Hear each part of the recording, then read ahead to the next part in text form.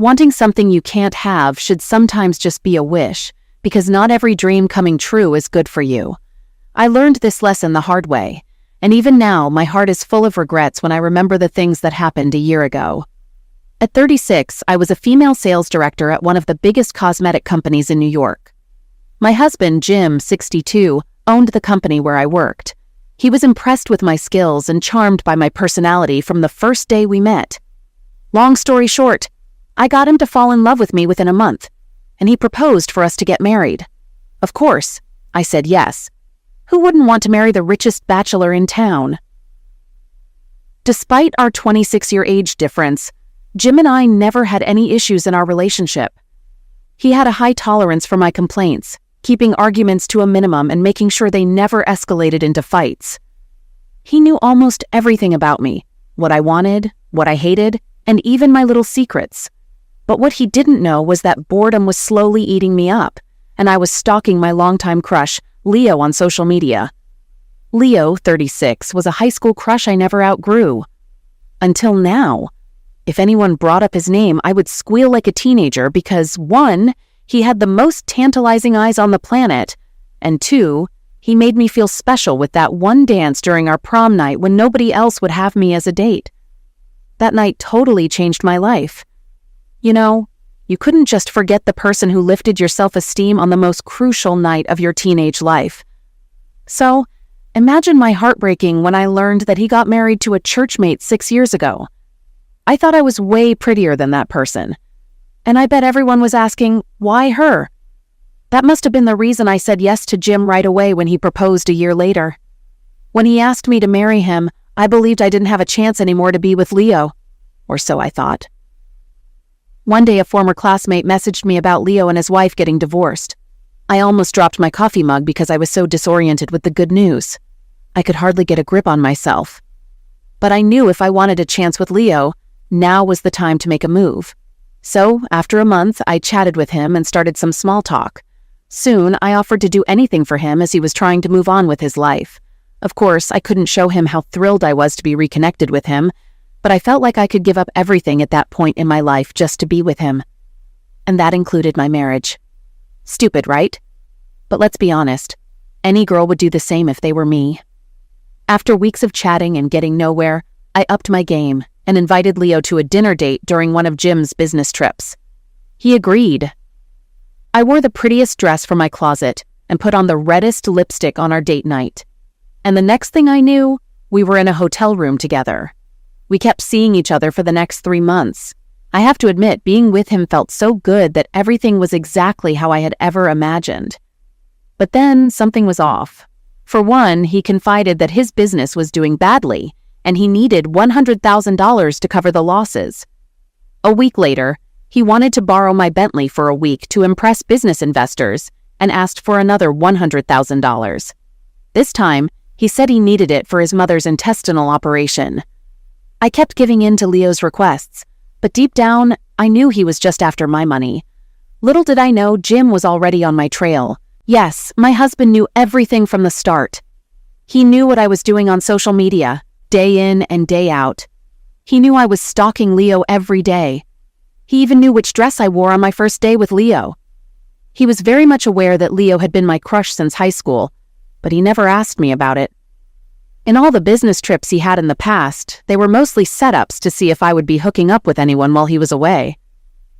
I passed the test in the first 4 years, but in the 5th year, he finally caught me sleeping around with the one I had been fantasizing about. Jim didn't confront me at all.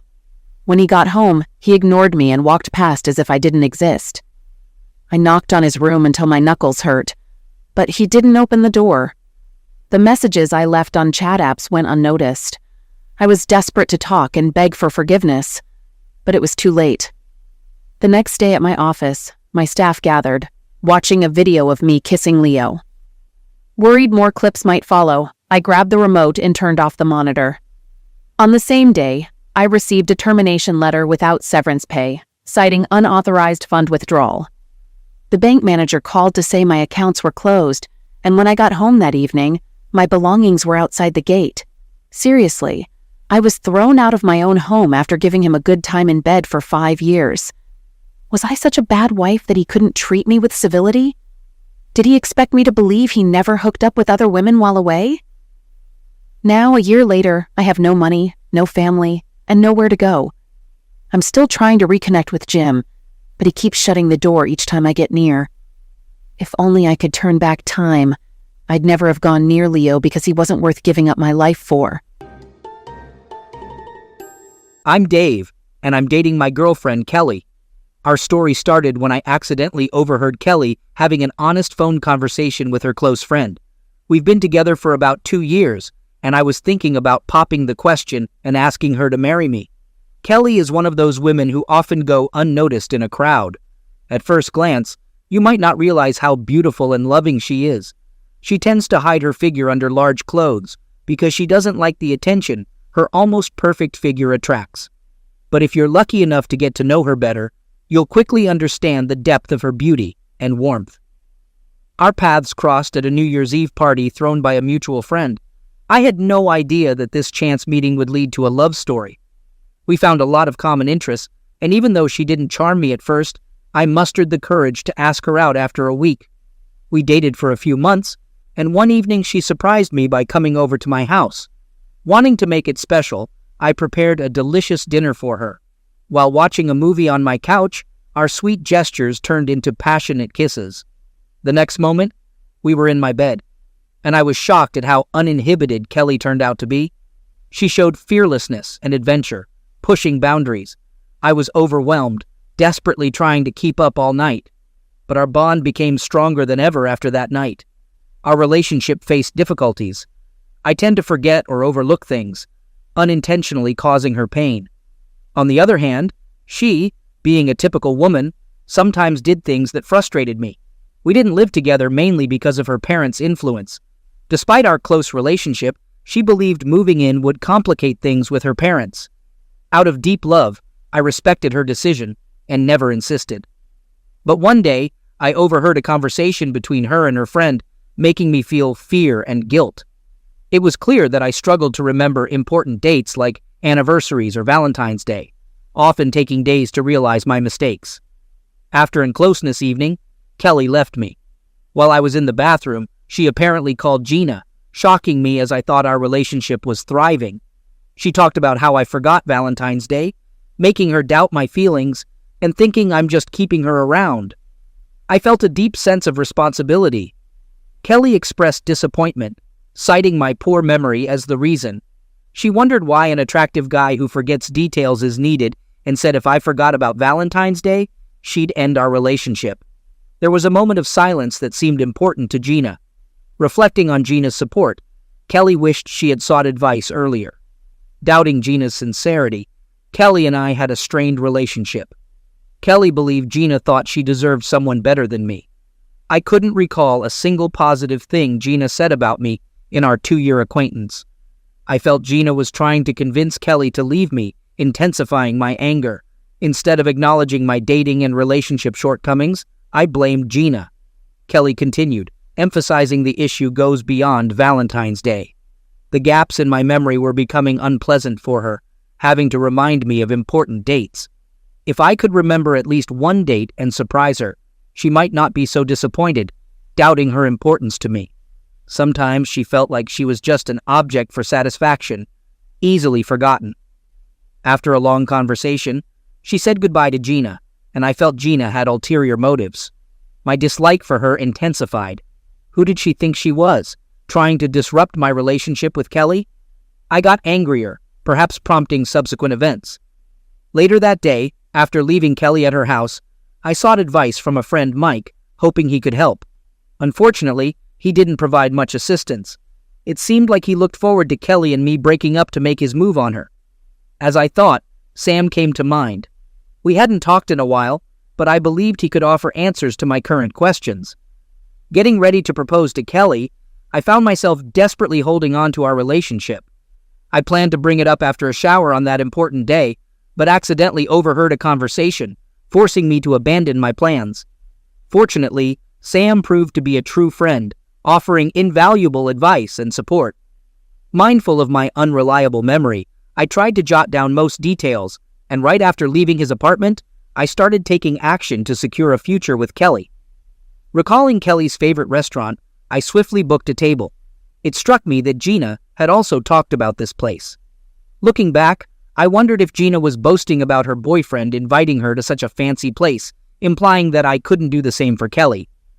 Anyway, I wasted no time in completing the booking and making the necessary prepayment for our spot. While buying a special gift for Kelly, I discovered a lovely brooch. However, in the jewelry store, I couldn't resist browsing through a collection of wedding rings and ended up choosing a stunning engagement ring with diamonds. Its high price led me to the bank to transfer money from savings to make the purchase on the spot. After that, I bought a new suit with the help of a friendly salesman. Recognizing my lack of fashion sense, I relied on the seller, who assisted me in making the right choice, creating a stylish image. Exiting the fitting room, I was surprised by the whispers of several women complimenting me. Despite their kind words, I couldn't shake a feeling of discomfort. To overcome it, I got another new suit and went to the barber shop for a new hairstyle. This decision was challenging for me, as I typically preferred a low-maintenance appearance. Sam strongly supported it, believing it was necessary. Later that evening, Kelly couldn't resist complimenting my hairstyle, clearly appreciating the transformation. Kelly complimented my new hairstyle and inquired about the reason behind the change. I explained casually that I thought she would like it and mentioned being tired of my old hairstyle. Kelly appeared intrigued by the sudden change, leading her to question the significance of being tired of the old look. The unexpected nature of Kelly's questions caught me off guard today. I couldn't help but wonder if she and Gina had spent too much time together, sensing a certain tension. Despite usually feeling confident around Kelly, I found myself nervous and chose to hold my tongue. It felt as if I were asking someone out for the first time, especially since I was inviting her to a special Valentine's Day dinner. I noticed my nerves heightening as I felt the weight of expectations and pressure during this conversation. Kelly then inquired about my well-being and questioned if I was inviting her to a romantic dinner. I confirmed and asked what was so unusual about us going out together, highlighting that it was the first time I had asked her out on this particular day. I expressed my love for her and clarified that I just wanted to show her. I had some plans, but I suppose I can cancel them. When I asked Kelly about her plans for Valentine's Day, she mentioned nothing special, just going to a party with Gina. However, since I invited her, she agreed to go with me. Curious about Gina and the party, I asked Kelly if there was something she wanted to tell me, expressing my concern about what might be going on between us. Kelly then addressed my recent concerns, asking what had been bothering me lately. She reminded me of her long history of dating Gina, and mentioned that, assuming I wasn't going to ask her out on Friday, she had made plans with Gina. She advised me not to take it too seriously, but I sensed a tinge of upset in her tone. I had to admit that I might have seemed jealous, which was the truth. I was also afraid of losing the person I love most in the world. That evening, Kelly decided to come home early, and I couldn't shake the feeling that she was going to end our relationship. Despite her usual closeness, she seemed distant. Reflecting on the week, I realized we hadn't spent much time together, and on Friday morning, everything seemed to go wrong. I got a call from the restaurant at work, informing me that my order had been canceled. Some rich man had booked the entire restaurant, demanding the cancellation of all other orders. Despite my heated arguments, my efforts were in vain. The waiter remained adamant in canceling the order and returning the money. Panicking, I desperately searched for alternative booking options, but all seats were occupied. Feeling despair, I reluctantly accepted the idea of a cozy, romantic dinner at home. However, my hopes were dashed when an unexpected second phone call brought terrible news. There was a fire in my house. The apartment directly under mine turned to ashes, and my belongings, including cherished clothes and personal items, were soaked and destroyed beyond recognition. I had to look for a new place to live. As I leaned back in my chair at my desk, a wave of emptiness came over me. In a matter of minutes, my whole life was destroyed. It was impossible to salvage this day. A sudden realization struck me that the ring I planned to propose with was lying on the dresser in my now ruined apartment. I immediately left work and headed home, or rather, to what was left of it. The once cozy room had turned into a large, dark abyss. My things and clothes were not only ruined, but also turned into ashes. Looking at the spot where my chest of drawers once stood, a huge hole opened up, leading to the basement. Sitting on the curb and burying my head in my hands, I couldn't help but think about what other troubles awaited me. I didn't know yet that there was no limit to how much worse it could get. Suddenly, I noticed Kelly driving by in my so-called friend's Jeep. She quickly looked away, seeing my distressed state on the roadside. I had lost her, and it seemed my supposed friend took advantage. Later, I sifted through the trash, and to my surprise, found the ring still safely hidden in the box. Despite this small victory, I pondered its significance in my current situation. I stopped by my parents' house in the suburbs, freshened up, and put myself together. I still had some clothes there, a bit outdated but still suitable. Annoyed by my parents' constant chatter, I decided to head into the city and ended up at Sam's. Upon seeing me, Sam and his wife warmly welcomed me, expressing concern for my well-being. I shared the day's events with Sam, and we had dinner together. During the meal, the phone suddenly rang, and Sam handed it to me, noting that it was Gina and emphasizing its importance. Answering the call, I felt a flood of emotions. Anger, disappointment, and deep resentment overwhelmed me. I accused Kelly bitterly, expressing my belief that she called to gloat and questioning if she was happy now. The thought that my true love might be with someone else made me feel like my world was falling apart. I even insinuated that she might be behind the destruction of my house. In response, Gina seemed surprised and denied any gloating, expressing confusion about my change in behavior. She reassured me that Kelly still loved me, regardless of my thoughts, and conveyed sympathy for my recent misfortune. Gina explained that she had just learned about the fire at my house and had tried to call me during the day. I couldn't fathom how she only found out recently. I recounted seeing Kelly drive by in the same car when I was sitting on the side of the road, and how she tried to hide when she noticed me. Overcome with anger, I abruptly hung up the phone. Despite Sam and his wife's attempts to stop me, I thanked them and left, heading for heavy drinking. Sam understood the gravity of the situation I was in. I went to a familiar place, the VC I used to visit before Kelly entered my life. The irony of its initials now associated with it struck me as a reminder of an unforgettable event. Sitting at the bar, I started drinking heavily. Despite the bartender's reluctance, he continued to serve me more than he should have. By this time, I was heavily intoxicated and barely restrained. Kelly and Gina walked in, Kelly with red eyes from crying, and Gina looking furious. However, their presence no longer mattered to me. I sat indifferent to everything, savoring the last glass.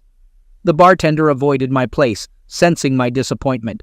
Kelly approached me, attempting to hug me, but I pushed her away, furious that she even tried. I questioned, asking if it was because Mike and she rode in his Jeep that day. Feeling offended, I replied, expressing my regret at catching her fooling around with him, trying to reason. Kelly insisted, telling me I was intoxicated and not thinking straight, suggesting we go to her place to discuss everything.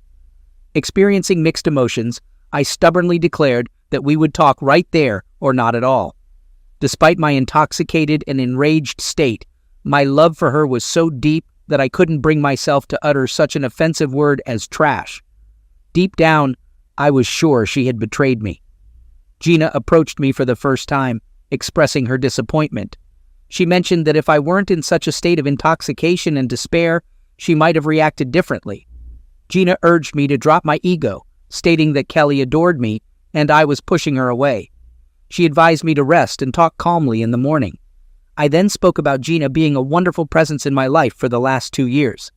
I acknowledged that in her eyes, I had always been surrounded by some kind of negativity, and she had been wanting me to end up with Kelly ever since day one.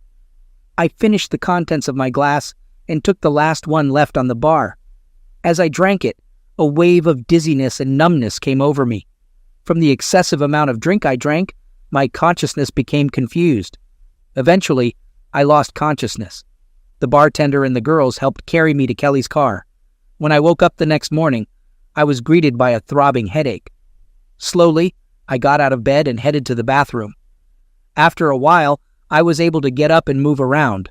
To my surprise, my clothes were washed and neatly folded on a chair in the corner of the room. When I got dressed, I realized that my pockets were empty.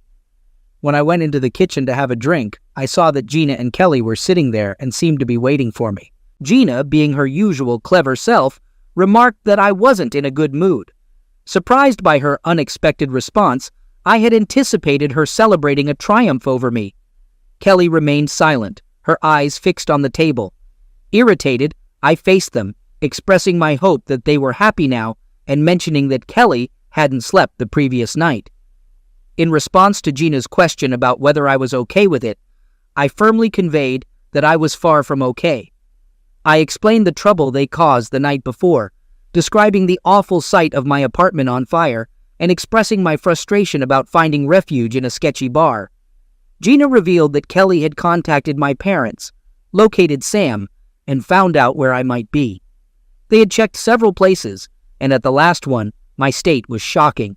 Frustrated, I questioned the motive behind bringing me there, accusing Kelly of possibly gloating and walking all over me.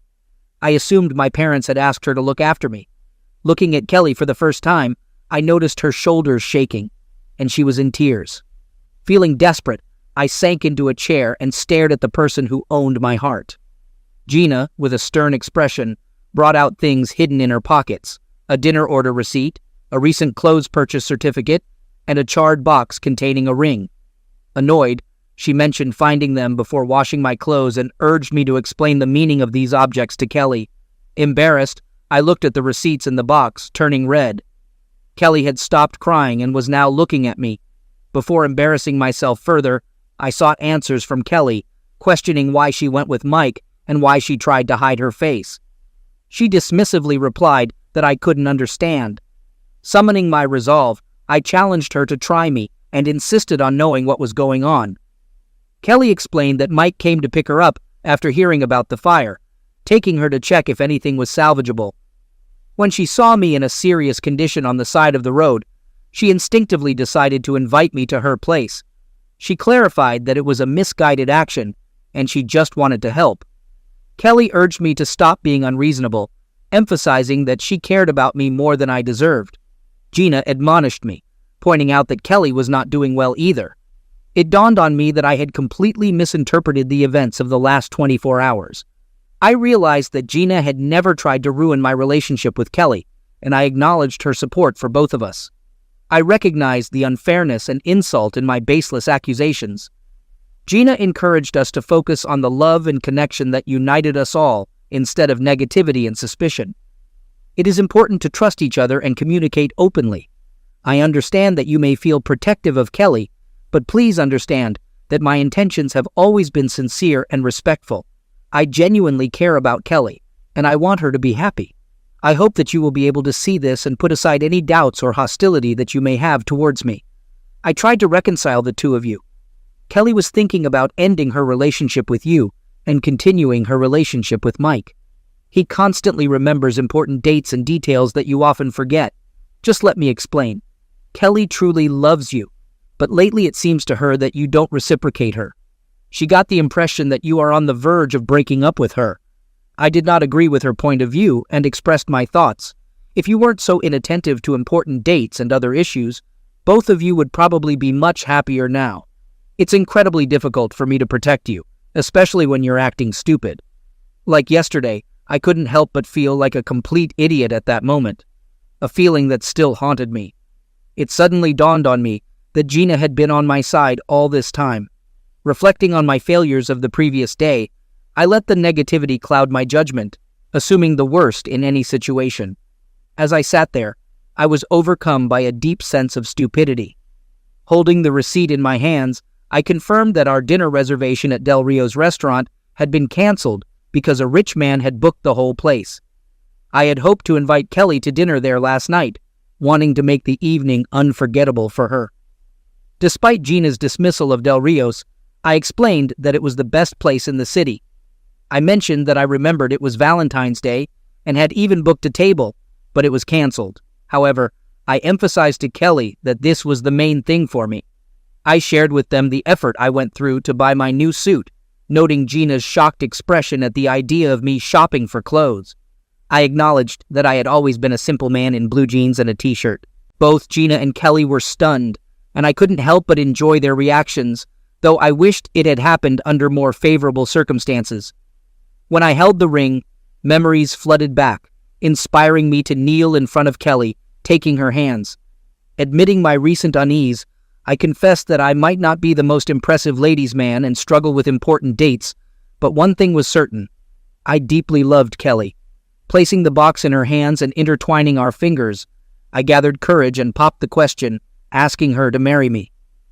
Gina was stunned by the unexpected question, and tears streamed down Kelly's face. The room filled with silence as I looked at Gina briefly, and then returned to Kelly, unsure of what to say. With a gentle gesture, Kelly leaned over to me and carefully opened the box in front of her, revealing a ring of brilliant radiance, not inferior to her beauty. Trembling hands carefully removed the ring from the soft case, and with extreme precision, put it on the fourth finger of the left hand. The ring fit flawlessly, as if it was meant to be. I was stunned by the statement of the jeweler, as he assured me that in order for the ring to fit her, it would need to be resized. But my surprise quickly turned into joy when Kelly wrapped her arms around me and pulled me to her. She expressed her acceptance, saying that she would marry me, and her hot tears touched my cheek. Embracing her tightly, I observed Gina, who was also crying. We hugged Kelly and shared passionate kisses. Kelly's eyes were open and filled with a searching look that I couldn't quite understand. Suddenly, Gina pulled Kelly away from her and embraced her tightly, pouring out her heart in her arms. Both were crying and gazing at the ring, tears streaming down their faces. I briefly sat up from my seat, but immediately sat back down, watching them whirl around the room, their voices filled with delight and surprise. Remaining in my place, I suddenly heard the phone ring. The answering machine went off, and a familiar voice filled the room. Mike was on the line, expressing his concerns about me not being right for Kelly, especially after what happened yesterday. He suggested inviting her to dinner to talk. Before Kelly or I could react, Gina quickly picked up the phone and interjected, informing Mike that Kelly wasn't interested in him or any other guy. She asserted that Kelly had found someone special, telling him to leave. Angered, Gina abruptly ended the conversation and burst out laughing. Kelly joined in, and eventually, I found myself laughing too. Gina's unexpected anger towards Mike surprised me, but it became clear that she had some sympathy for me, or at least tolerated my presence. Later in the evening, as we lay together in Kelly's bed, she rested her head on my chest. The soft light illuminated the engagement ring she was looking at, creating a gentle atmosphere. Even in the dim lighting, the ring continued to shine. Straining my eyes, I noticed a single tear glistening in her eye. Concerned, I cautiously asked Kelly what was bothering her. After a moment of hesitation, she quietly replied that nothing was bothering her at all. In fact, everything seemed incredibly right and perfect. With irresistible tenderness, she uttered the 3 important words, "I love you, Dave." Soon, we were eagerly preparing for a modest wedding. Kelly was happy. A smile never left her face.